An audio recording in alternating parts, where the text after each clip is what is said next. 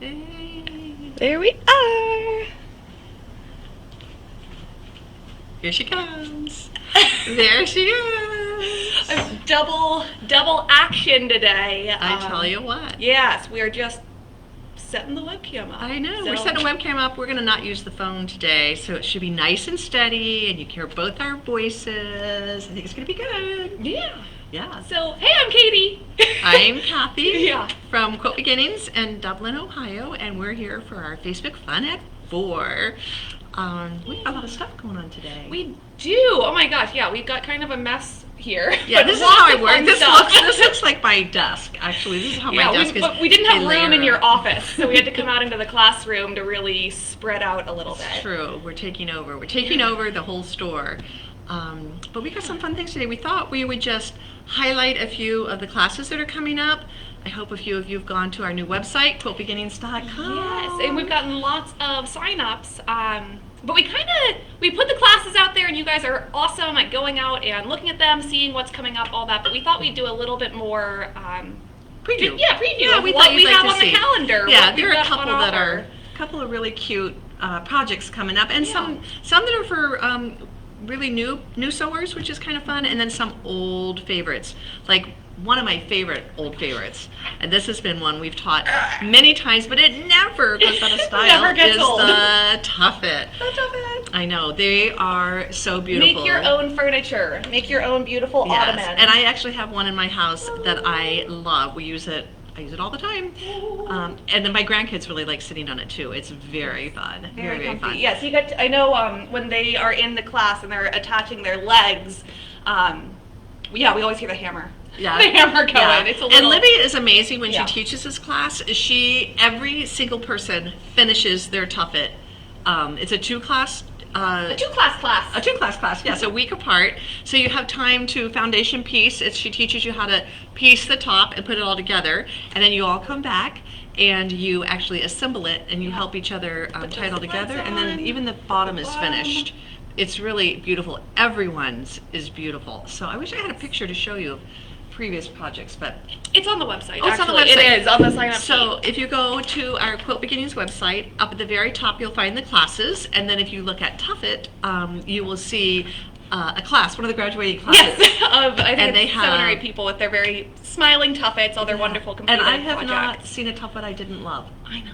They're awesome. They're really, really pretty. So that class is going to be on Wednesday, 2 different Wednesdays, July 14th and July 28th, so 2 weeks apart, and it's from 10 to 4. So it is kind of 2 full days, but that way you make sure you get everything done. Yes, and you will be totally done. And it only uses 8 fabrics, so and you can match any decor. I've just seen them done in so many different fabrics. Yeah. It's really cool.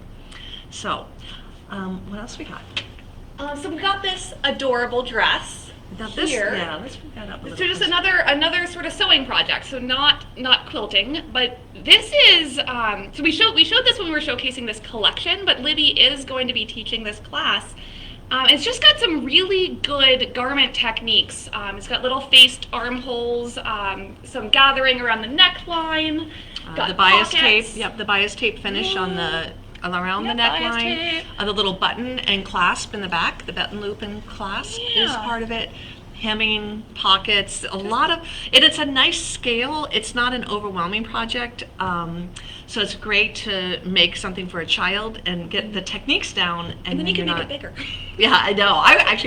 I would wear something like that, honestly. It is so really cute. But yeah, it'd be super cute with leggings on under it. That's my look. I love the tunic and the leggings. That is so my look. Yeah, so that's the Wixton Child's dress, also on a Wednesday from 10 to 4, September 15th. So something to look forward to a little later on this summer. Yes. And then the next one up is, we're really excited.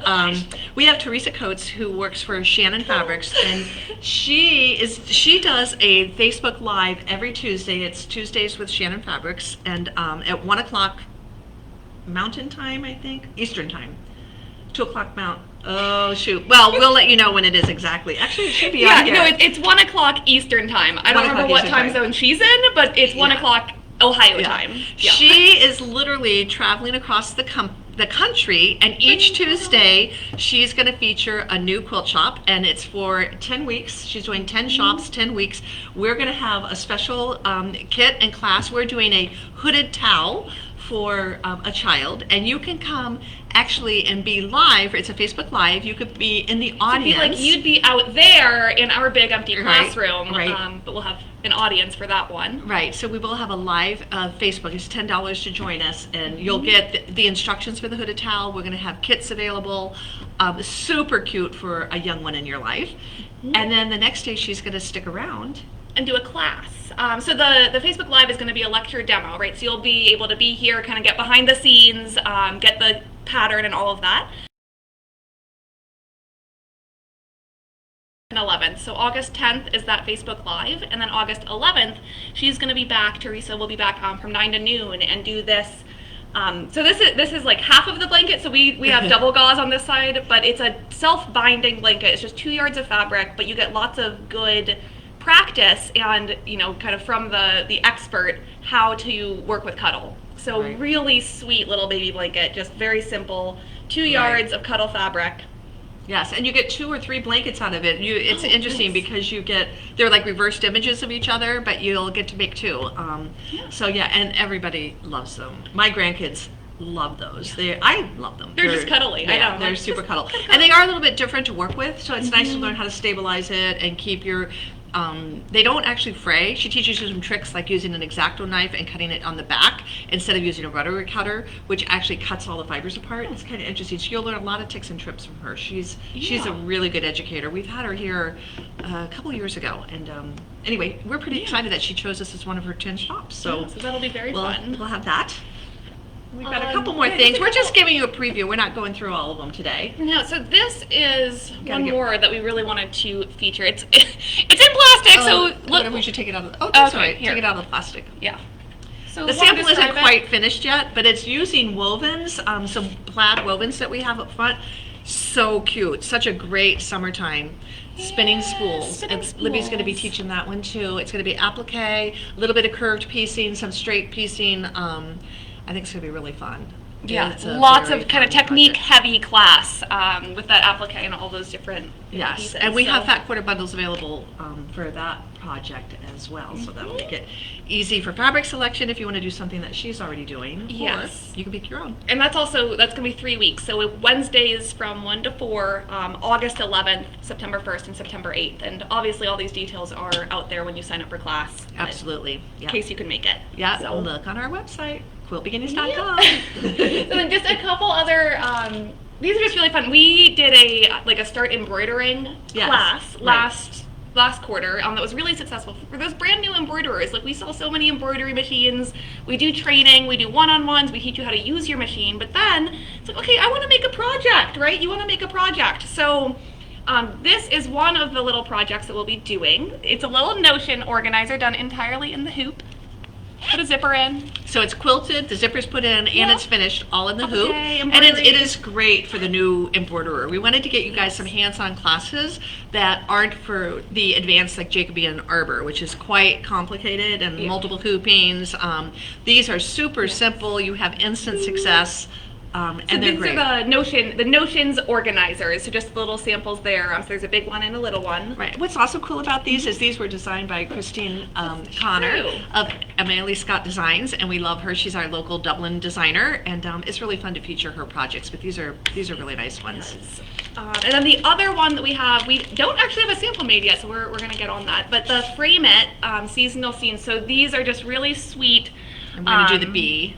Yeah, just little seasonal table toppers, right? So this is backwards for Heather. Like, okay, this little bee is not really focused on. We're gonna do that one again. It's all in the hoop, applique, embroidered. Just a really nice kind of practice and kind of getting you used to using your machine to make a project. Cool.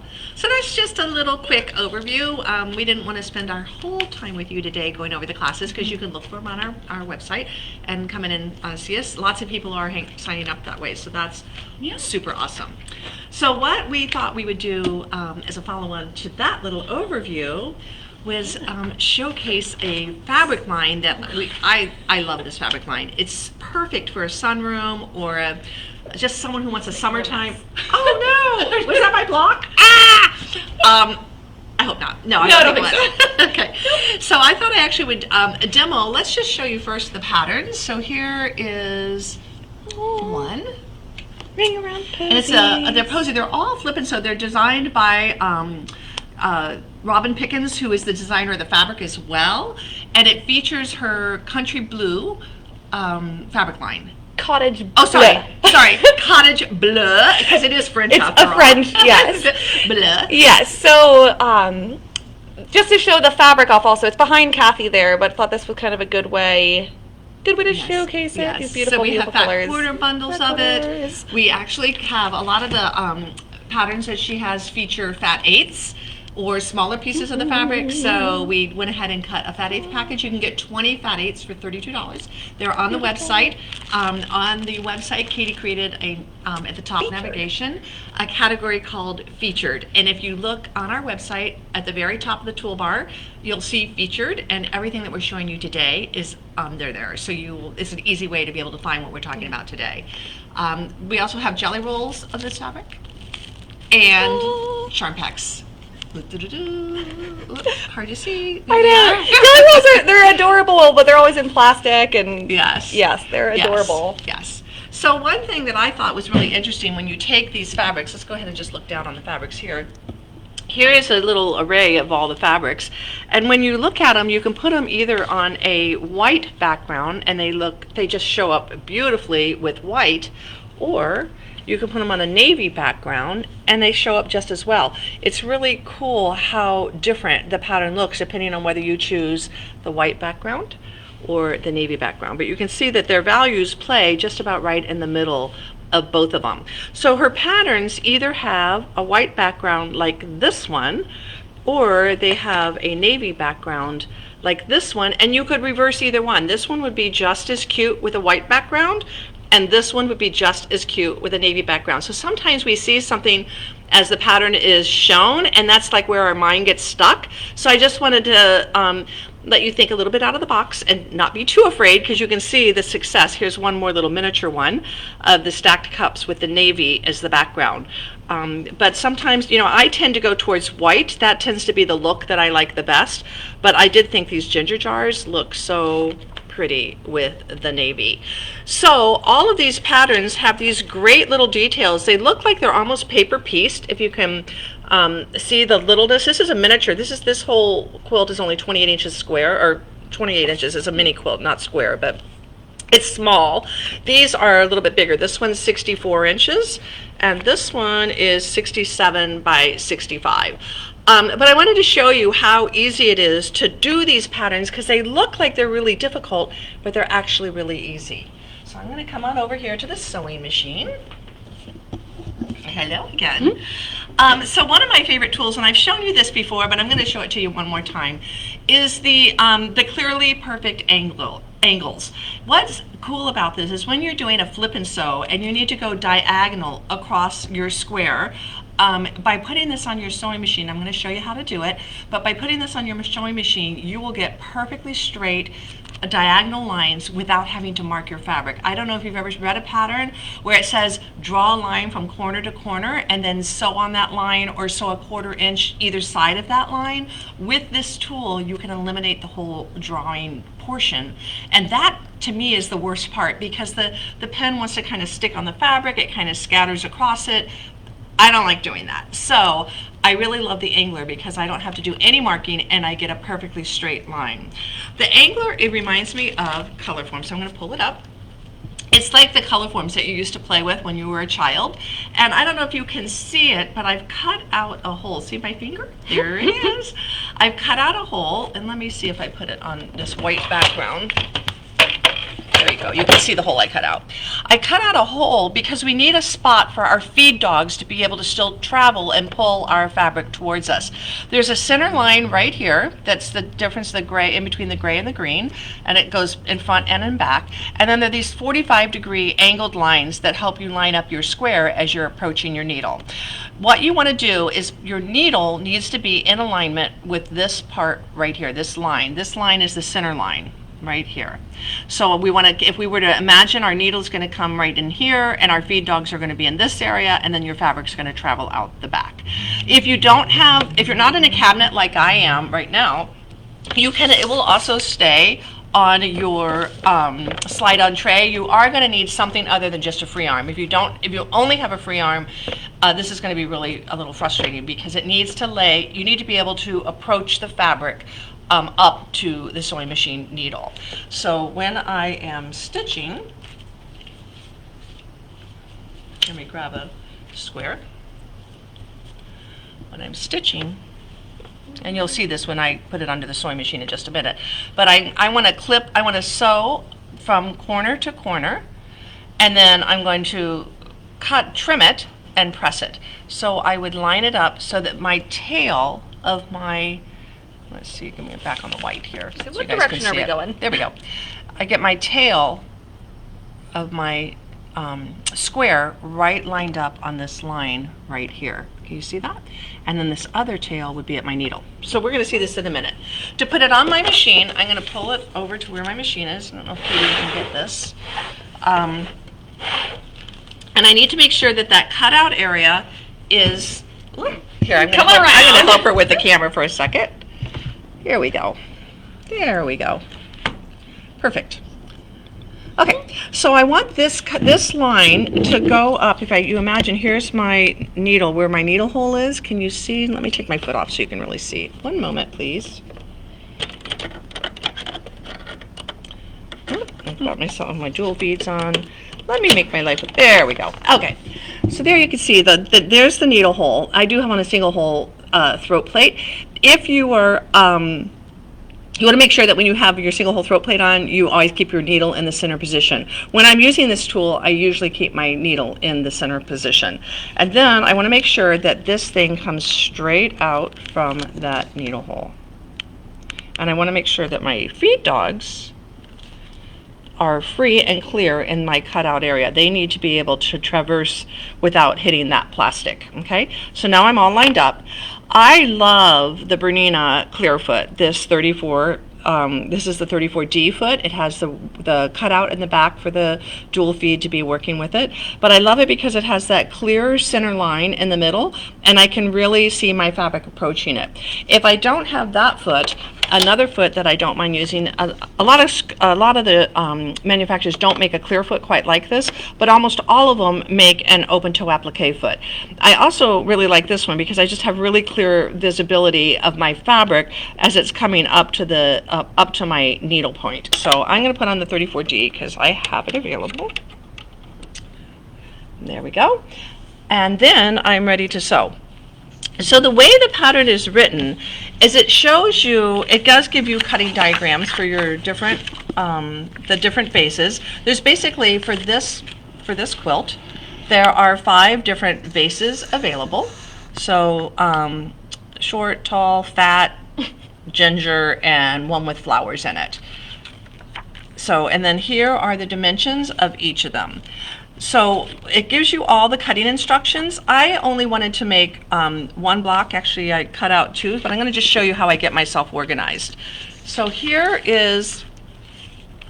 are the pieces for this block right here. And it shows, and it gives you the dimensions of everything you need. You need the rectangles and squares. Everything is made out of rectangles and squares. And then basically we're just going to clip corners, and it tells us what size those little squares are that we need to clip the corner to make it into a vase. So this tall bowl right here is this guy right here. So you can see him finished. He's another one right here. Okay, so I take my fabric and I come over, I cut all my pieces, and I lay them on the squares. So these squares are going to be clipped, so they would get flipped over. And you just have to pay attention to which direction you're sewing. For this, to clip that corner, I would sew here, and I would sew here. I do the same thing on the bottom. I'm going to flip these over, and I would sew here, and I would sew here, and then once I press them down, it gets you to clip off like that. And then I would sew my sides on. Okay, so I have this one started. I'm doing a tall one right now. I've done 3 of my corners, and I just want to see you to see how easy it is to keep that square and do that diagonal seam with no marking and no fuss. You just get a perfect result. So I'm going to bring it over here. This tip is going to go right under my needle. So I'm going to bring it in and put my needle down. So I'm right on my needles, right on that tip. Go ahead and lower my foot. And then this tip stays on the line between the gray and the green, that line that's right in the center. Instead of watching what's going on at my needle, I'm going to watch what goes on here, and as I sew, I'm just going to make sure that this keeps following the line all the way up to the needle. Love it. And it feeds right in. It feeds right into the needle. It feels like magic every time that I use this angler. I know, it is magic. It is magic, but you get an absolutely, I put light thread in it still. You can see it a little bit. Yeah, see the light thread? That is, look how straight my line is though with no marks. Then I'm going to take my rotary cutter. I'm going to do a quick trim. I'm going to put my 1/4 inch line on top of the line I just sewed. So here's the line I just sewed. I'm going to put the 1/4 inch line, it's these tick marks right here, on that line I just sewed. I'm going to trim. And then I'm going to just do a quick press. This is like Cathy's tiny sewing studio. I know, look, I can do everything. It's never like this at home, believe me. This is, oh, but my iron. Oh, it turned off. It turned off. It always does. I know. I didn't have my cordless iron here. I wish I had my cordless iron here, but I'm going to suffer through. All right. True. In the meantime, here's some beautiful fabric. Okay. No, look at the butterflies. Look at them. There they are. Did you show them the fabric back here? Oh my gosh, that's true. We should turn There, it this way. look, Here's the there yardage. bolts. Aren't they pretty? I love this collection. I love the navy and the sky blue and the cream and the green. It is so pleasing. Pleasing. Agreed. Agreed. Okay, let's see here. Okay, I've got a little bit more flip and sew to do. So this one is going to have these two here. And I need to make it like this so it looks like a vase. So I'm going to sew this one this way and this one that way. The same thing, I'm going to put my my needle, my corner right in the needle, and this is what, oh, nice. It's nice to have the I'm not sure if I got that to go in that. There we go. Oh, of course. I was going to say it's nice to have a single hole throat plate. I didn't have it under quite enough. Let me start that over again. Yeah, see what happens when you have, I do have a single hole throat plate on, but normally when you are doing these diagonals like this and starting, you do want that single hole throat plate on. You might also want to hold your threads when you're starting. There we go. And then I'm going to follow up to the end with my hand in the way. No, you can see. And I use a leader a lot of the time. Oh, and you know what else? My purple thing. See, Joyce would have me using my purple thing, and that would really help me to get that through the... And my dual feed is off. I am... Oh my God, okay. Welcome to the world of Cathy Dahm. Remember? Flipping and sewing is actually very easy. It's so easy. It's so easy, and I'm making it look so hard. Okay, one more time. We're going to put this down. So how do you use the purple thing in there? Okay. So the purple thing actually just helps feed and hold. It has two different tips. It has one that's a little sharper, and then this one's more like you can get it under the foot if it needs it because it's nice and flat. So two different ends, and it just helps hold your fabric in position as you go across. This is definitely... Oh, it got caught underneath. I know. Oh, that's so funny. I've never done that before. There we go. Oh my golly, see how pretty? Don't do what I do. I always say that, right? Don't do what I do. Do what you I've done this a million times and I've never had problems before, honestly. Now I just knocked my piece off and threw it on the floor. Oop. Here we go. And we're going to turn around. We're going to come down the other side. I'm going to go from the inside down. I'm going to match up my corner right here. I'm going to sew down. Much easier. That piece was much more cooperative than the first. Cut. Well, you've got your dual feed on now. I do have the dual feed. I do have the dual feed on right now. Excellent. I know that looked hard, but it really isn't. Then we're going to trim and trim. Put my 1/4 inch on my line. Put my 1/4 inch on this line. Look at all that extra thread I have. I'm special today, I tell ya. Trim off all that thread. All right, and then I'm going to press open. Over to the ironing. I think the iron's hot now. And open. I want to see this turn into a vase. Is it going to turn into a vase? It's supposed to. Ooh. Oh. Okay. There we go. There you go. See how you get the, that's what we're looking for. Then I'm going to sew this to here is my pattern right here. So I have these on the bottom, so I'm going to sew this on the top. This is all cut according to the pattern. That's my lid. I'm going to put it in. Now what's nice about the angler for this part of it is now this outside line is my 1/4 inch line. So when I go to sew, I'm going to put my foot down. I don't even have my 1/4 inch foot on, but if I leave my fabric lined up with that right along that green line, here's the green line, right along it, then even without a 1/4 inch foot, I know exactly where I am. And I'm using the purple thing to hold my ends together. I don't pin, I live dangerously. It takes it all the way up to the needle.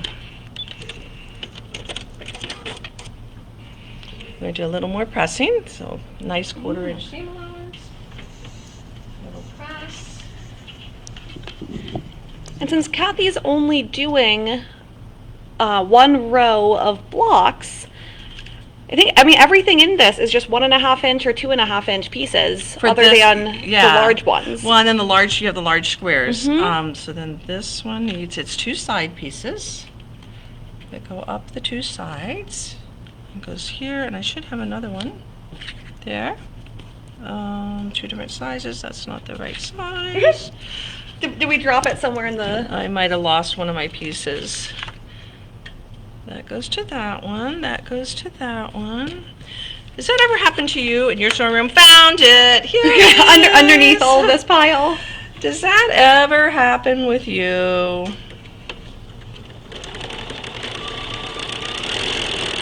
1/4 inch cut. I know what's going on with my angler is that it's gotten torn, and that's why it's allowing... We have used this angler a lot. And it's gotten a little torn, and it's allowing the fabric to come up underneath it, but it is still helping guide me. And I'm just keeping my fabric right here at that 1/4 inch line here and taking it up. I could have put a 1/4 inch foot on, but I'm lazy. Yeah, that's one more thing to change. Exactly. There we go. Back to the ironing. Over. You never have an ironing board just right next to you where you can iron I know, sitting down. I It's know. And then nice. you have a choice. You can either put the lid on this way and have it like a ginger jar. Take that square out. Or you can put it on this way and have a ginger jar. I think I liked it better this way. Wait, are they both ginger jars? It calls one a... One's a tall vase, one's a... They called it, they said if you wanted, they had 2 different names. They called it top bands. Want to make a jar versus a vase. So one is a jar and one is a vase. I don't know which is which. Okay. Let's see. This way is a vase. Okay. And the other way is a jar with a lid. I like the vase. I'm doing the vase. The vase it is. And I'm going to put this on. Oh, got to go the right direction. This goes here to here. And then same thing, I'm going to use that side line on my angler. So I'm lining up right here, right along, there's that green line. I'm going to be put my fabric right on that edge. And I can use my angler. This is where my fabric got caught earlier. Ignore that. Ignore the... Hide it. Yeah, hide the... What do they call hide the guy, the wizard behind the curtain? Don't look at that. But I'm going to just keep going straight and ignore it. Do you ever do that? It's called corrective action. Quilting is very corrective action. It's true. Fabric's very forgiving. It's friendly and forgiving. It is very forgiving. Here we go. That's fine. Oh, I didn't line that up very well, but it's all good. Here is Let's see. our vase. Da da da da. Yay! You too can make a vase at home. So that was us. Doing a very impromptu demo for you today. Remember, if you have an angler, let me just show you what I've allowed to happen to mine. It's gotten very torn. Oh my gosh! We've know. abused it. That torn is what was allowing the fabric to go underneath it, so it wasn't cooperating with me. So make sure Check your angler prior to sewing. Yes, don't let it get torn like I let mine get torn.